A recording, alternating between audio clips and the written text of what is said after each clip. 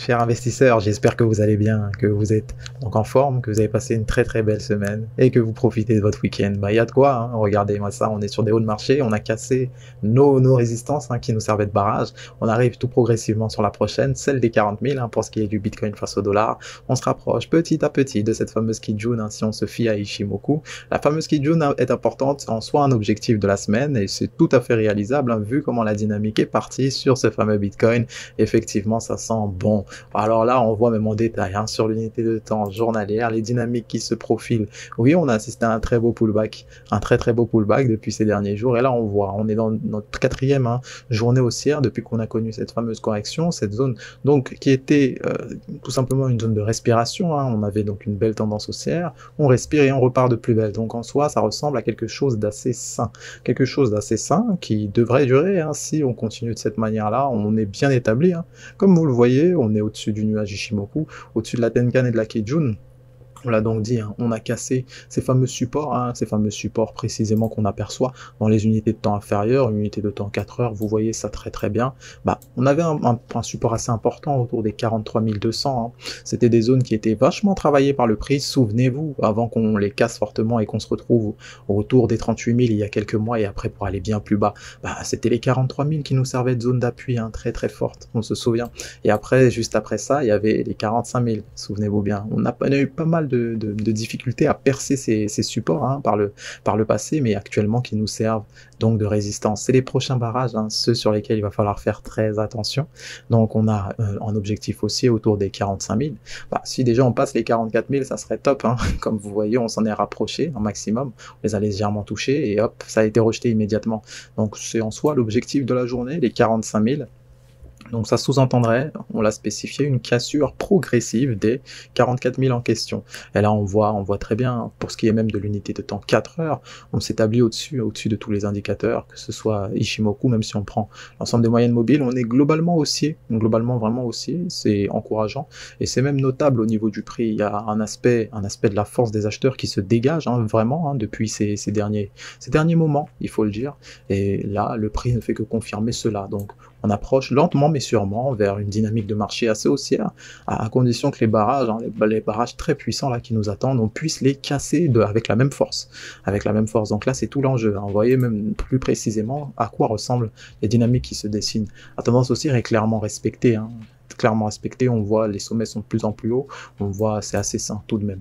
Il était aussi à noter qu'on attendait la résolution de ce fameux triangle de compression, vous l'avez vu, ça s'est cassé par le haut, c'était encore un signal comme quoi on allait aller se diriger très rapidement autour de ce prochain barrage, et ça a été le cas. Ça a été rejeté dans un premier temps, voici ce que l'action du prix a dessiné, petite consolidation, mais après, juste après ça, on a cassé la résistance.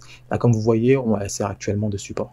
On va voir comment ça va se dérouler. Pour ceux qui souhaiteraient attendre un petit rebond, ils pourraient tout simplement attendre de voir le prix venir se loger autour des 42 500, donc vous voyez actuellement le précédent double top qui avait eu lieu sur le Bitcoin. Voici, il pourrait tout simplement nous servir de support, et ça tombe bien parce que, comme vous l'apercevez, ça correspond à ce fameux creux là qu'on vient de dessiner, le précédent creux qui vient d'être dessiné. Comme vous voyez, ça servit donc actuellement de résistance pour le prix, et actuellement là ça peut nous servir de support. Donc c'est une belle zone d'appui qui pourrait nous servir pour ceux qui voudraient éventuellement tenter une position. Si le prix s'affaisse davantage, on va s'attabler sur les 41 000, 41 200 par là. Vous voyez toutes les mèches, toute la zone de travail qu'il y a eu par ici, ça semble également une très belle zone d'appui pour ceux qui voudraient tenter, qui voudraient jouer le rebond. Mais comme on l'a spécifié, ceux qui souhaiteraient directement tabler sur une continuation avec la même explosivité qu'on a connue ces derniers jours, on vise directement les 45 000. 45 000, c'est l'objectif du jour, effectivement. Regardez même d'autant plus expressif ce fameux Ethereum face au dollar, on le rappelle, on se rapproche tout naturellement des 2300. On a cassé les 2900 sans réelle difficulté en soi, alors qu'on a mis pas mal de temps à les casser par le passé. Il faut voir qu'on a buté pas mal de fois dans le passé, justement, on va le voir en détail, mais c'est important de noter que là, actuellement, on se rapproche de niveaux très psychologiques, hein. Quand on voit 3000, c'est un chiffre rond, et tout ce qui est chiffre rond, que ce soit 50 000, que ce soit 3000, tout ce que vous voyez les chiffres ronds comme ça sur les marchés, c'est une importance pour les intervenants. C'est-à-dire que lorsqu'on s'y approche, on y va un peu à tâtons, hein. C'est très rare qu'on les casse d'un coup comme ça. Et pour vous dire, c'est pas pour rien qu'il y avait ce barrage autour des 2900. C'était comme une sorte de première étape pour aller vers les 3000. Mais même là, vous voyez qu'on s'en est rapproché, hein, pour ce qui est du courtier Coinbase, mais on les a pas cassés en soi, on les a même pas atteints. Donc on s'est arrêté autour de 2900, 2980 par là. Et donc ça constitue, oui, un objectif du jour, 2300. Mais même si on va au-delà, on va voir de manière plus précise en prenant du recul comment ça s'est déroulé hier concrètement. On a spécifié, on attendait un petit rebond autour des 2700, d'accord? Ça s'est fait au niveau des 2720. Et pourquoi? Tout simplement parce que si vous y attardez un peu, ce qu'on aperçoit, c'est qu'il y avait un très très beau sommet juste ici, très très beau support. Donc on avait spécifié durant l'analyse, ceux qui souhaiteraient jouer le rebond, il y avait un très très beau coup à faire ici, même si on prend le temps d'analyser les patterns qui s'étaient dessinés. Après c'est sur les unités de temps inférieures, c'est vrai, en unité de temps 15 minutes, pour les plus curieux, ils iront faire un tour. Il y avait un magnifique doji, même en unité de temps 5 minutes, 1 minute, il y avait de très très beaux patterns, hein, qui se dessinaient, qui pouvaient engendrer donc une position. L'objectif c'était bien sûr les 2900, mais en soi, il y avait possibilité de clôturer avant, des signaux de clôture, et pour les plus courageux, effectivement, les 2900 et quelques, et même pour aller vers les 3000. Alors là, c'est pour les plus forts, il faut le dire. Donc là, on apercevait, donc ça, il fallait jouer le rebond, très beau rebond autour des 2720 par là. Le prix a donc repris de la force, a donc cassé ces 2900. Après avoir un peu consolidé tout de même, hein, pour montrer que c'est quand même un niveau fort, on ne casse pas comme cela. Donc on a consolidé un peu, en sorte on a fait un pullback, hein, concrètement en termes d'action du prix, un pullback sur les 2900, pour ensuite repartir de plus belle, hein, en direction des 3000. Donc si on essaie de monter encore plus, on voit les journées haussières s'enchaînent. Pour ce qui est de l'Ethereum face au dollar, l'invalidation de cette avalante a été confirmée. Donc on évolue assez bien, hein, vers le haut du nuage Ishimoku, qui en soi pourrait constituer, bien sûr, un objectif haussier. Donc on parle des 3050. Encore une fois, c'est un chiffre rond. Et c'est un objectif haussier qui est tout à fait correct, tout à fait envisageable, hein. Donc c'est ce sur quoi on va tabler en termes de hausse.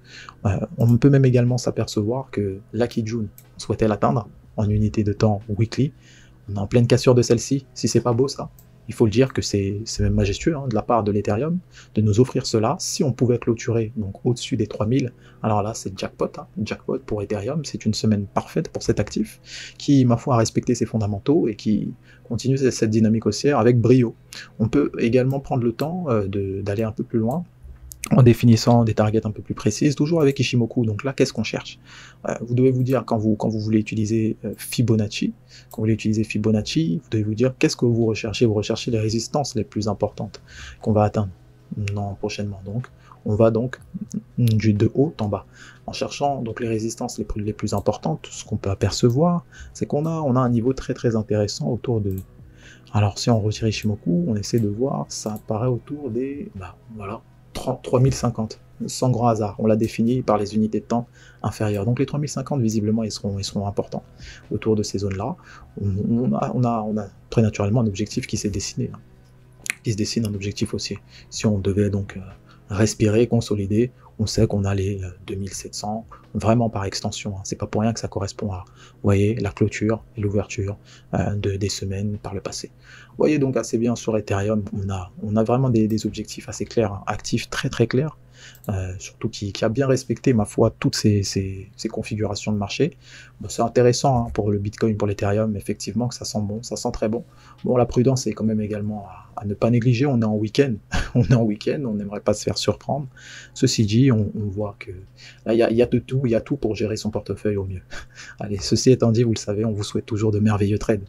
Prenez soin de vous, et quant à nous, n'oubliez pas, on se retrouve à la prochaine. Bye bye.